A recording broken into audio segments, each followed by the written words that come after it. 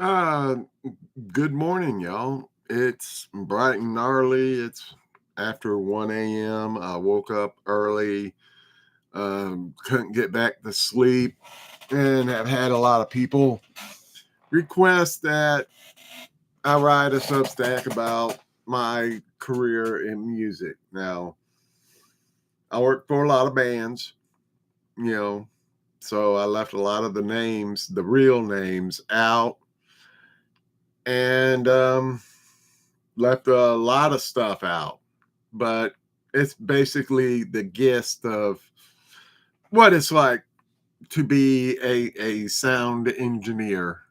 Um,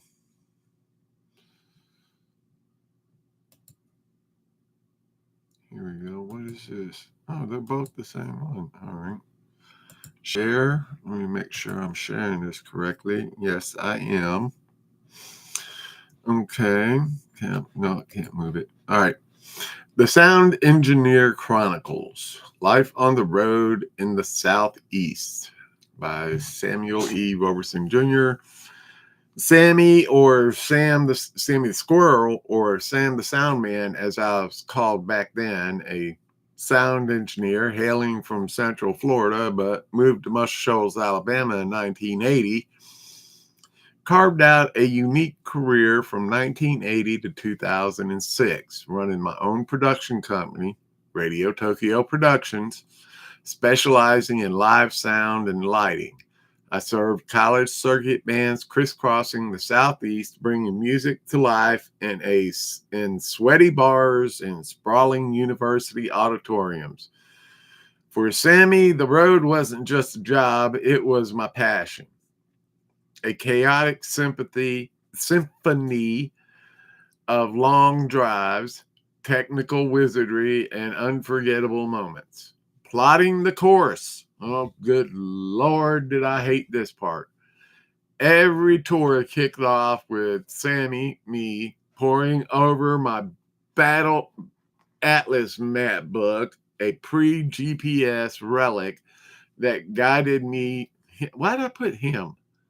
Through the Southeast winding highways and back roads. With a chewed up pen, I mapped out gigs connecting dive bars in towns like Athens, Georgia, to major venues at universities like Auburn or Ole Miss. His roots were a puzzle of efficiency, balancing tight schedules with band stamina.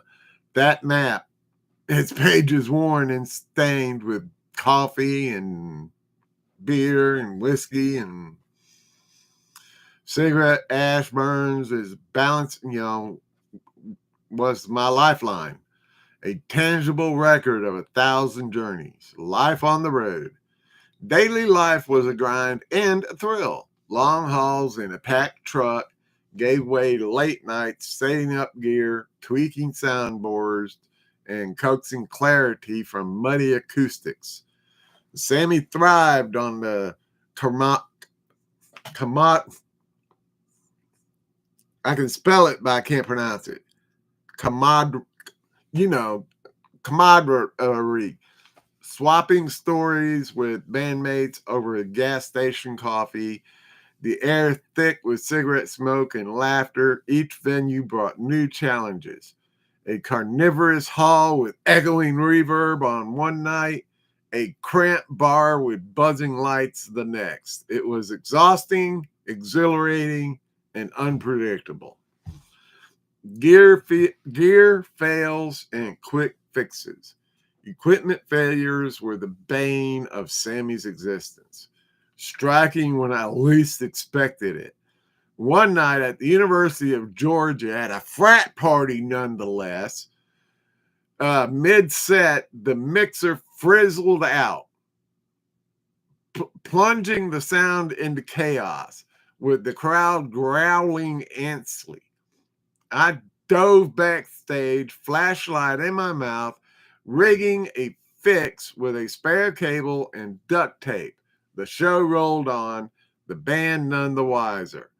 Another time in a Tuscaloosa dive, a lighting rig shorted, plunging the stage into darkness. Undeterred, I ran extension cords out to the spare generator I always brought with me, in case, like we were playing in a field or something and we needed extra power. I always brought a generator. Um, Power plays and prayers. Oh, good Lord. Hooking up the power supply was its own high stakes game. Older venues often had sketchy electrical boxes, rusted, sparking relics that threatened to derail a gig.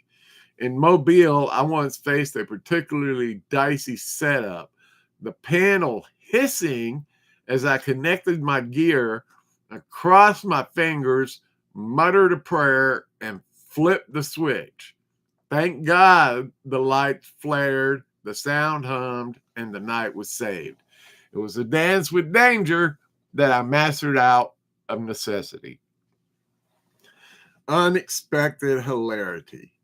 The road delivers its share of absurdity. One gig in Athens, the van broke down, leaving us late and flustered. We arrived to find the venue double booked with a local talent show. Rockers sharing the stage with jugglers and amateur crooners and even magicians. I scrambled to balance the levels for both the idiot open stage stuff and the band, resulting in a surreal night of distorted guitar riffs and magic tricks. The crowd ate it up, and the story became tour legend.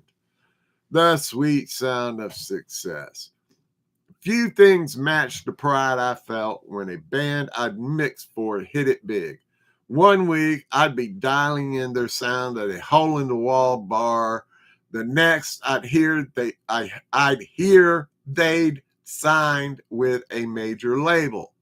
It was like watching a fledgling take flight. Years later, I would catch their first headlining show, grinning from the crowd, knowing I had helped tune their early chords. Band drama and bonds. Bands were tight-knit, but tension simmered beneath the surface. I saw it all. Yelling matches over set lists. Sulky silences over creative riffs. Even the occasional shove.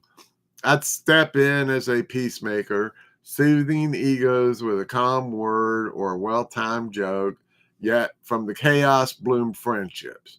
Late-night diner runs, the awful waffle, bleary-eyed motel chats, and endless van rides forged bonds that outlasted the tours.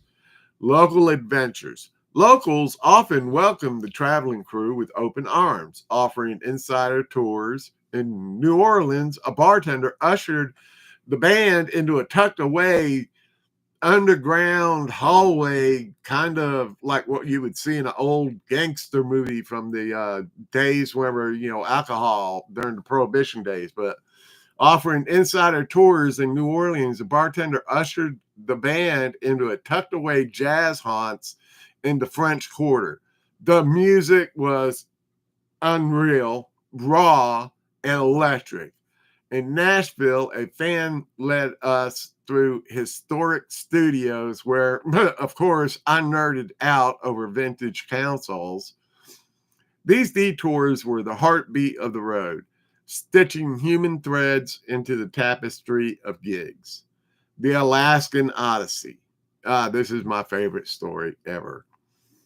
1990, an eccentric club owner named Buck booked the band I was currently working for to a 6-week Alaska stint. The first 4 weeks were standard, rowdy bars and enthusiastic crowds under endless summer light. Then came the twist. Buck flew us all on pontoon planes to a remote lake deep in the wild. For 2 weeks, we camped, fished, and lived off the land, strumming acoustic sets by the crackling fire. The night sky was a revelation. Free of light pollution, stars glittered like a spilled jewel box. The Milky Way, a luminous bloom. The aurora borealis danced overhead, green and ghostly, leaving me and everyone else awestruck. Lying on the chilly ground, we felt the vastness of it all, a rare, quiet gift after years of noise and hustle, which is another reason why I decided to retire into the middle of BFE or BFN. BFN. The costs of absence. This is the part that hurt the most. The road exacted a toll I couldn't dodge, missing my children's lives. Each departure was a gut punch. My kids, teary-eyed, clutching to my legs, begging me to stay. Still brings emotions.